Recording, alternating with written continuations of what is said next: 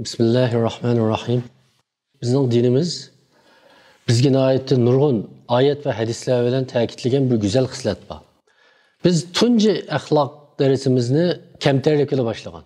Bizning bugun so'zlaydiganimiz amaliyotda shu kamtarlikning tashqi ifodasi. Kamtarlik ma'lum jihatdan bizning qalbimizning bir faoliyati.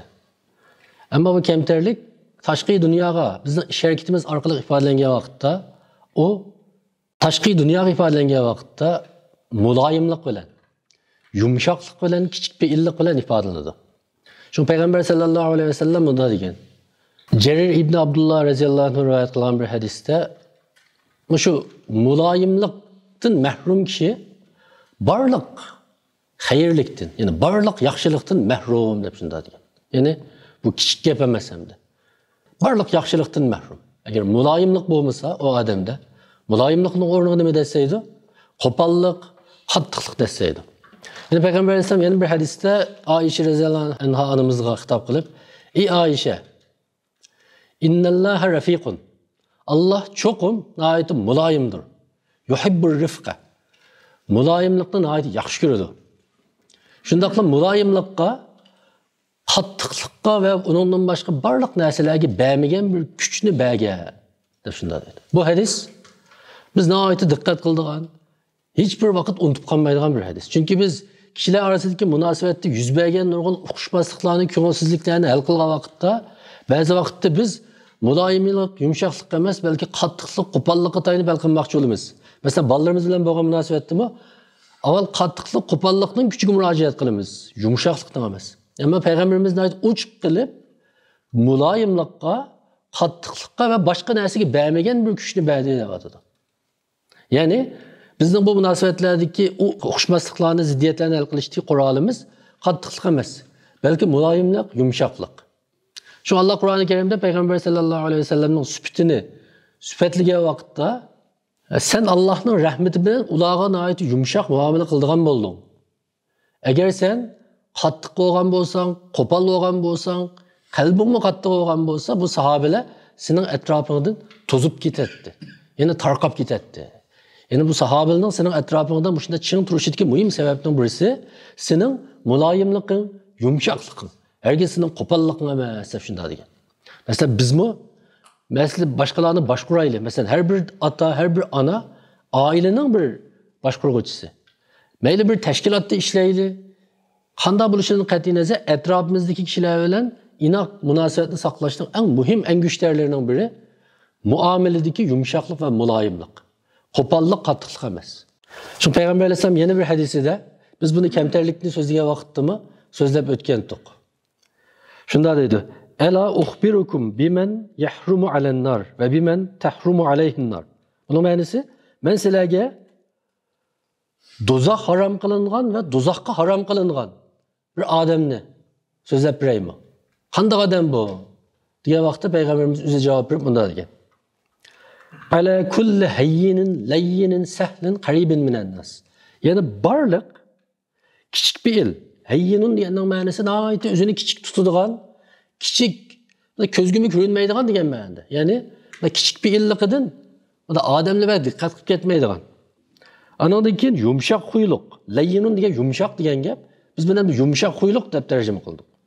Andan keyin sahlin. Sahlinning ma'nosi bu asan degan gap, qolay degan gap. Endi bu yerga kelgan vaqtda aralashish asan, nihoyat asan chiqish qilib bo'ladigan degan ma'noda. Ana keynidiki qaribin minan nas, ya'ni kishilarga yaqin turadigan kishilar. Ya'ni mana shu xislatga ega kishilar qat'iy do'zaxga kirmaydi, do'zax o'ti bu kishilarga harom qilingan. Qanday kishilar? Kichik bir, yumshoq xuyliq, chiqishqoq odamlarga yaqin turadigan.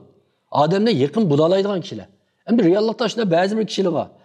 Qanday chora amallarni qilsaqmi chiqishish nihoyat tez. Yoki so'zlarimiz bilan, yoki harakatimiz bilan chuqum atrofimizdagilarni bir shaklda ranjitalaymiz. Ma'lum bir ko'ngilsizlik yuz bergan vaqtda uni bir qancha kun saqlab, oramizda texmi sovutimiz. Mana bu shunday harakat qiliqlarimiz bilan chiqishish nihoyat tez bo'lib qolgan bir kishilar bor. Shunga bu illat odatdagi illat emas. Bizning do'zaxda qilishimizga sabab bo'laydigan darajadagi ajallik, xatarlik illatlarning biri. Buxoroda bir hadis var. Enes ibn Malik radhiyallohu anhu rivoyat qilgan. Deydi, men bir qatim payg'ambarimiz bilan minib o'tdim. Payg'ambarimizning uchisiga girvaklarni aytib qo'pol Necran ridasi deydigan bir yektek bir kiyim hem. Shunda bir kiyim batdı. Tuyuqsiz bir Arabi'den birisi kelib, payg'ambarimizning yanına kelib, uni aytib qo'pollik bilan tortib, payg'ambarimizning gadini surib etdi. Shundan, "Ey Muhammad, sen bana üzerindeki mal mülkten beğenmemse," deb shunda degandi. Payg'ambarimiz shunda qarab, bir kulimsirab, ondan keyin yendiki narsani berdi. Deb shunda degan. Ya'ni shunda qo'pollikmi payg'ambarimiz qapqin turib, achchiqlab muomala qilmagan. Yumshoqlik bilan muomala qilgan. Balkim o yumshoqlik orqali aşı Arabi qilgan qiliqidan nomus qilishi, xijil bo'lishi, islomga bir texmi yaqin bo'lishi va aşı axloq bilan axloqlanishi mumkin.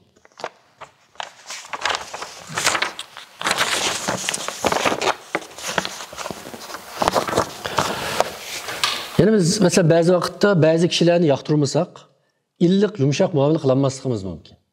Çünkü bir baribir yaktırmaganlığımız için o bizim yaktırmaslıkımız bizim muamelemizge, çırağımızga, rengimizge eksi etip kaldı.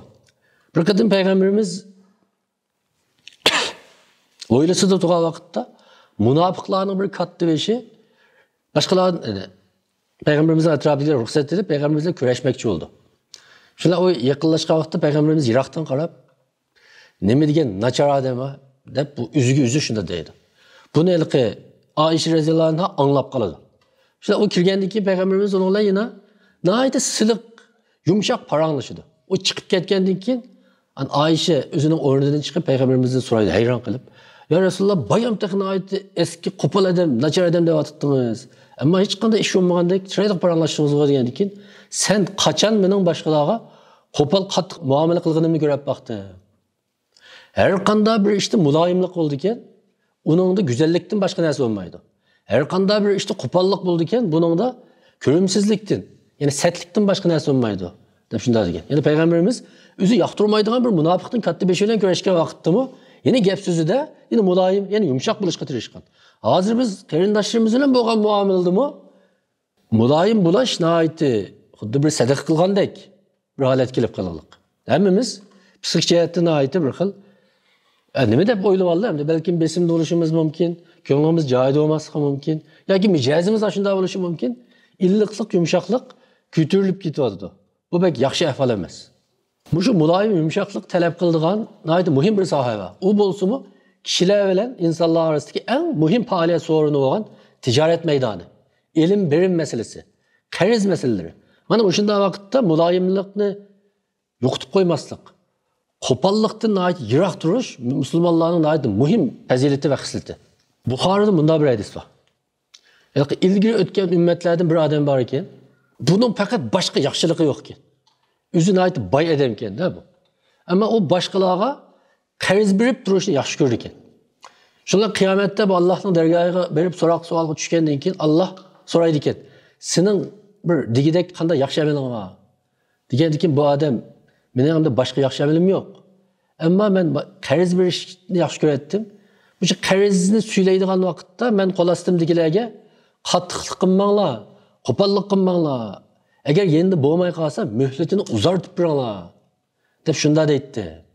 Deb shunda degan. Shuning bilan Alloh javoban, "Men sana rahim qilishda, ya'ni men bu mertlikni qilishda sen ularga mertlikni qilgandan bekroq haqli. Bo'ldi, men sening gunohlarini mag'firat qildim, ketgin." deb o odamni mag'firat qilgan dedi. Ya'ni shuningdan boshqa yaxshi amalim yo'qdi.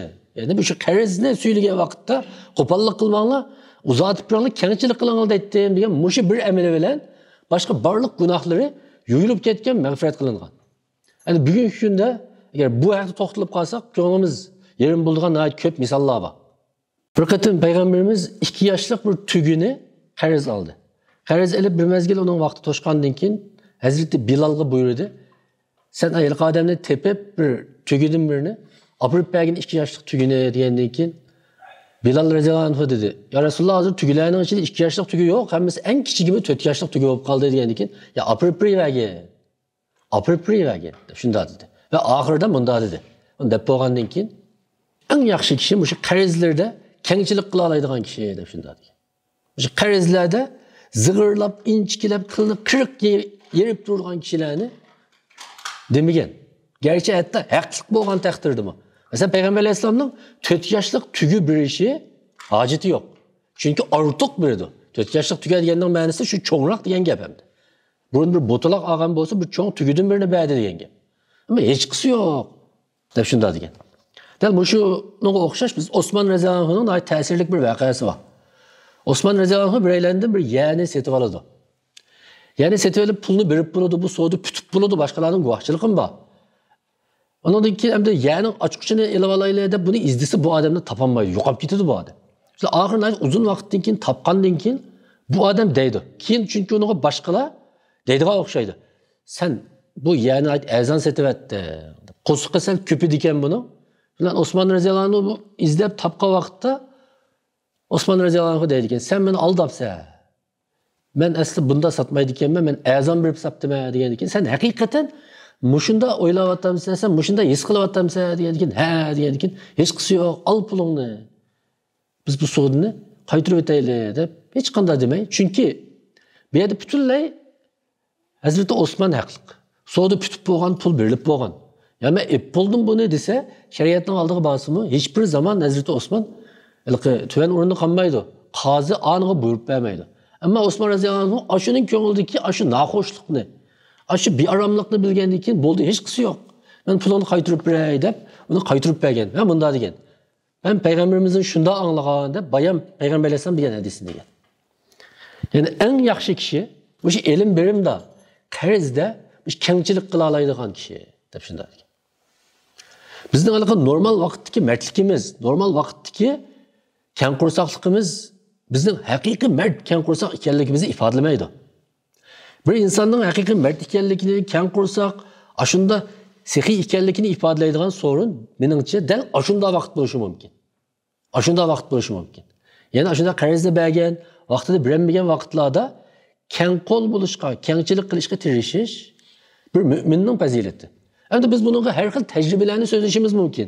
Masalan, og'aynisi deganga qarz bergilik emas ekan, masalan, og'ayningdan yiroqlashay desang, an qarz bersang bo'ldi ekan, deydigan bizning va Yuşurun inimizde yerleşken, ben aldık katımı ta'kidlagan, nurg'un İslam'daki ahlakı zid maqal temsillerimiz var. Ama bu maqal temsiller bizning hayotdagi prinsipimizga aylangan. Masalan, adam degan saddi bo'lmoqlik ekan deb qo'yamiz. Buning keyinda qanday gap bor? Saddi bo'lmoqlik ekan degan gap, saddi degani yavash deb bo'zgi degan boshqalar. Shunsal odam degan sal quvroq tedbirlikrak bo'lish kerak ekan. Bu quvlik tedbirlik bir düşmanga qarshi quvlik tedbirlik emas. Balki atrofimizdagi do'stlarimizga sal tedbir bilan muomala qilishimiz kerak ekan deymiz. Masalan, oldingi qatim deganimdek, shu saman aralashmasa loy bo'lmas, harom aralashmasa boy bo'lmas degan gap rasmiy keng taqalgan bizning oramizdagi bizning bir muhim bir prinsipimizga aylangan, ammo islomda xato deb qaraladigan bir maqal temsil. Ama biz ameliyatda amal qilgan vaqtda hadisga emas, shu maqal temsilga amal qilamiz. Mesela şirikleşish haqida var shunda. Shu shiriklashmaslikni shu bolalarımga nasihat qilib atay dedim degan nurg'un odamni ko'rdim.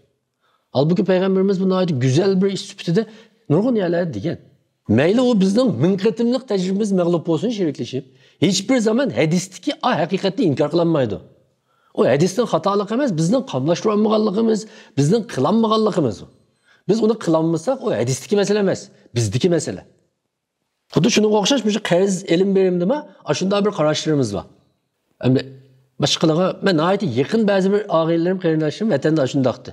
Bunda qarz so'raydigan ish bo'lsa, biz munosabatimizga ta'sir etib qolmasin, bir mushun deyishmasak deb uchuq deydigan kishilar bor.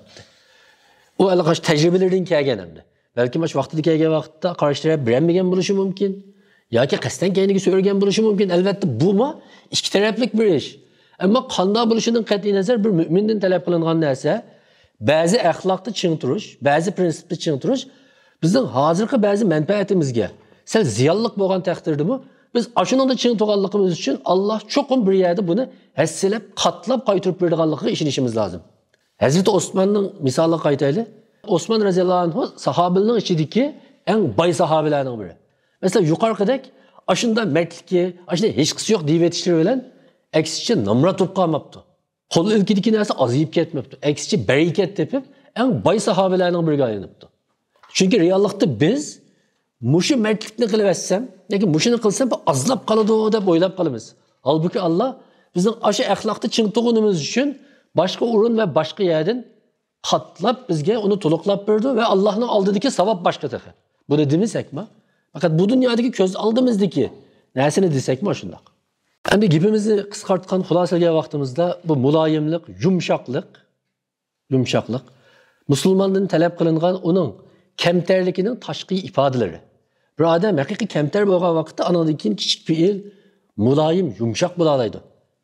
Bu hayotdagi har xil paytlarda o'ttirg'i chiqqan vaqtda anadan keyin isbotlanadi. Masalan deylik biz ko'chab chiqdik, nəhayət qistangchilik. Bireylen ayaga o'tib olay degan bo'lsa, biz chiroyimizni turmay, hech bo'lmagandek bo'ladi deb yo'l beralamdik.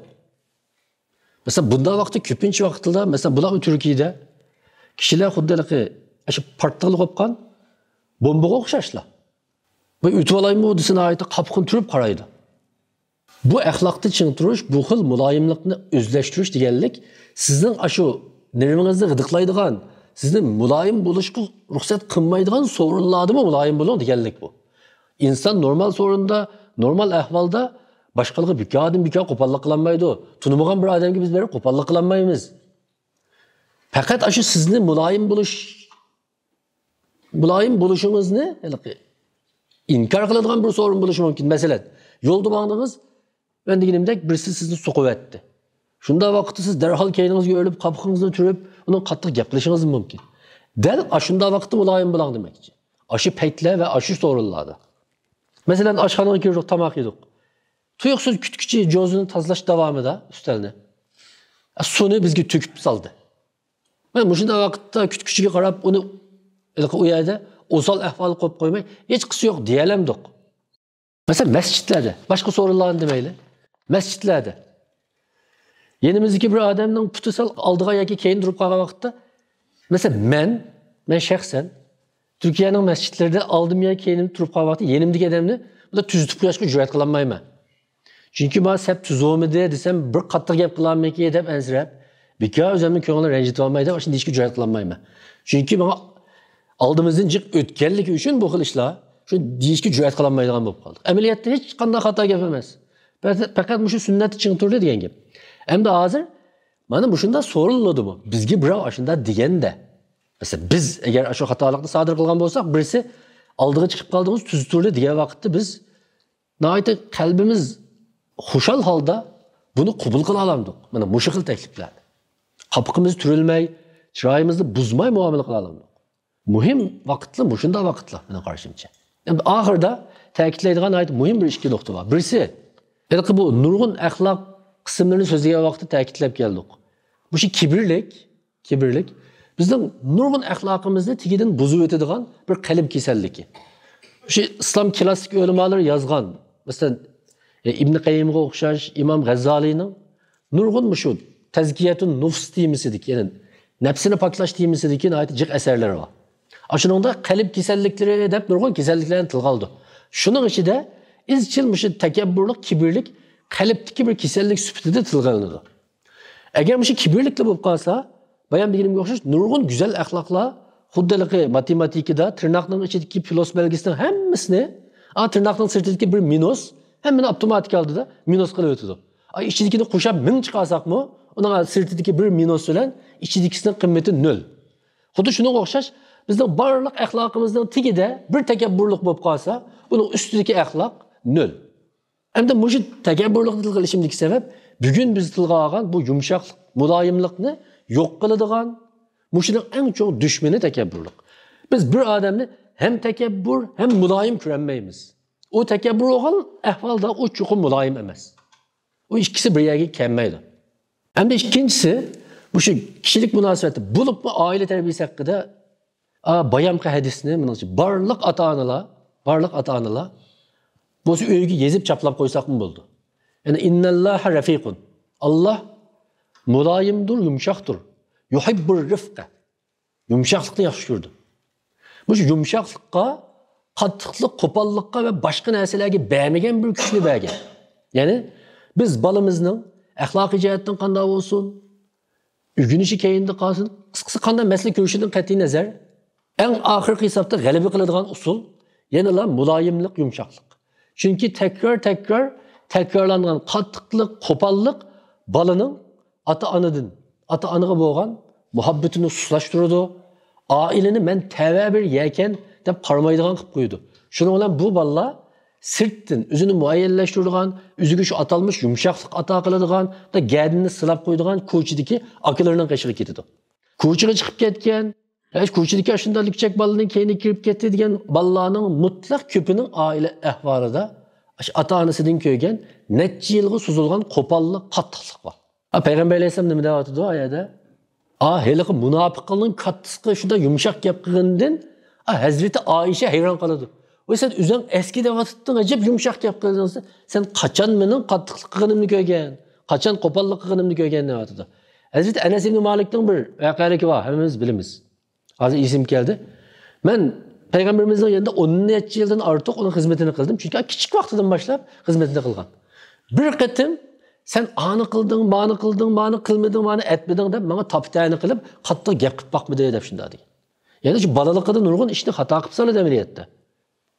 Shu xatoliklarımga menga qattiq muomala qilmagan deb shunda degan. Shunlashqa oila tarbiyasida bu mehr muhabbat va yumshoqlik asosli usul bo'lishi lozim. Mahiyatlik ichki qimmatmi shu? Hergiz qo'pol usul aqmaganda anandan keyin yumshoqlikni tanlash emas, avval yumshoq bo'lamiz. Yumshoqlik ma'lum darajada aks ta'sir ko'rsatgan vaqtda anandan keyin shariat belgilagan axloqiy o'lchamlar ichida ma'lum darajada intizom bilan, tuzum bilan boshquramiz. Ammo u yana bolalarning g'ururiga tegadigan, ularning ichki tuyg'ularini zidilaydigan, ularning hissiyotiga azor beradigan shaklda emas. Shuningdek bu muloyimlikni biz boshqalarga qilmaymiz. Masalan, biz kimlarga muloyim bo'lamiz? İdaremizdeki başlıkımızga muloyim bo'lamiz. Doim bizden üstün kişilerge muloyim bo'lamiz. Bizden üstün kişilerge muloyim bo'lamiz. Mertebesi bizden yuqori kişilerge muloyim bo'lamiz. Ustozlarımızga muloyim bo'lamiz. Ammo uyda erlar ayollarga muloyim bo'lmaydi. Ayollarga erlarga ba'zi muloyim bo'lmaydi. Bolalarga muloyim bo'lmaydi. Aksicha o'zimiz bilan teng yoki bizden tuvan deb qaragan kishilarga andan keyin biz qo'ynimizdagi qilichimizni chiqarishga boshlaymiz. Ameliyatda en eksici işmiş.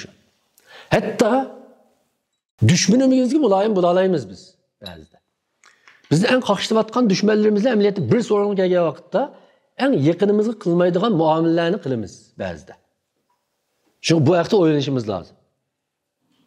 Shu oxirida 3 xil munosabatni alohida ta'kidlamoqchi. Birisi ota-ona bilan farzand o'rtasida, er bilan ayol o'rtasida, anadagi qarindoshlar o'rtasida yumshoqlik, muloyimlikni umumlashtirish amaliyotda bizning haqiqiy bir qarindoshlikni barpo qilishimizning, inoq oila, inoq bir ummat, inoq jamiyat, inoq bir kurash sepi hatta bir jihad sepi barpo qilishimizning axloqiy asoslarining biri.